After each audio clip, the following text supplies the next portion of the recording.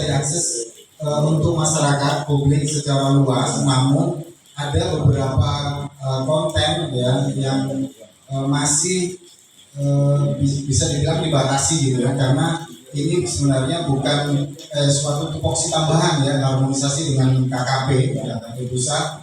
Jadi Bapak Ibu selain bisa menunjukkan di mana tempat lokasi ikan berada, juga bisa melihat kapal-kapal apa saja yang misalkan benderanya bisa bendera Cina, benderanya bisa terlihat di situ. Nah, ini aksesnya memang dibatasi untuk itu. Cuman kalau masyarakat mau bisa diinformasikan, jadi langsung berupa informasi. Nah, saya memberi contoh untuk di Kalimantan Barat. Kebetulan saya ada di Kalimantan Barat. Nelayan-nelayan sana punya motivasi sendiri, punya inisiatif sendiri membeli suatu kelompok nelayan di sana display. Jadi displaynya itu diletakkan di saung ataupun ya suatu tempat berkumpulnya para nelayan gitu. Display itu hanya membutuhkan jaringan internet di situ. Jadi sebelum berangkat mereka melihat dulu itu, melihat lokasi ikan di mana.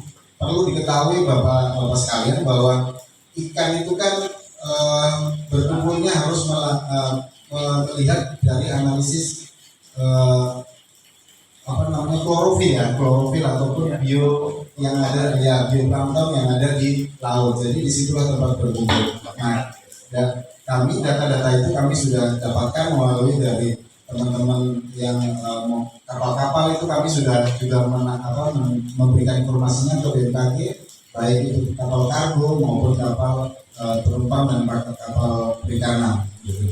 Jadi saya jelaskan sedikit, NAWIS itu semacam sistem informasi yang berupa website, nanti aplikasinya bisa diinstal gitu, interaktif, jadi bisa Bapak Ibu bisa memberikan masukan di situ dan termasuk pemodelan mengenai meteorologi. Jadi Ocean Maritim OFS namanya, Ocean Forecast System. Jadi berupa bisa di situ ada gelombang, kemudian angin arusnya juga, kemudian datanya dari data citra radar maupun data dari satelit yang serta ditambahkan dengan suplementari informasi yang produk analisis dari teman-teman yang melaut seperti kapal nelayan dan kargo tadi.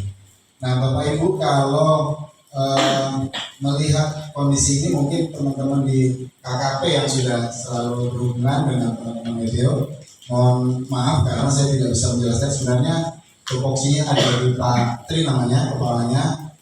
Kebetulan beliau tidak bisa hadir, saya panggil karena saya di sini adalah koordinator wilayah tupoksi. Saya adalah di satu provinsi, namun dibantu oleh Kepala Meteorologi Maritim Stasiun Meteorologi Pak Tri dan Pak Anton dari Kegempaan gitu. Jadi mungkin itu yang bisa saya sampaikan Bapak-Bapak sekalian. Nanti kalau misalkan mau ya seperti itu yang kita bikinkan display gitu, ada display, nanti mungkin kita harus bersurat dulu ke Direktorat Maritim di Jakarta, sehingga nanti dari teman-teman di Jakarta yang menginstal portal ataupun aplikasi sistemnya itu di display yang diletakkan di mana itu. Jadi teman-teman tinggal melihat sebelum berangkat nelayan bisa melihat tangkapan ikan ada di mana. Jadi memang BMKG membantu Bapak Ibu sekalian, para nelayan, para masyarakat, terutama dalam hal tidak pusing-pusing lagi harus mencari ikan. Tetapi ya mencari ikan kan belum tentu dapat dan nggak tahu di mana lokasinya. Kalau sekarang motonya adalah menangkap ikan, jadi pulang tetap membawa hasil. Seperti itu.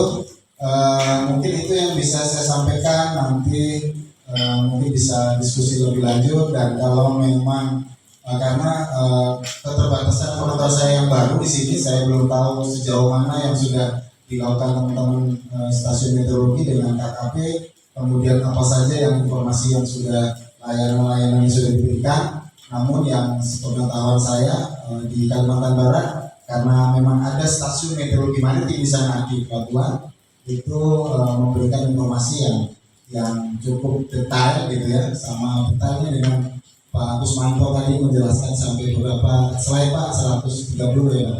Saya cukup lumayan. Mungkin itu yang bisa saya sampaikan.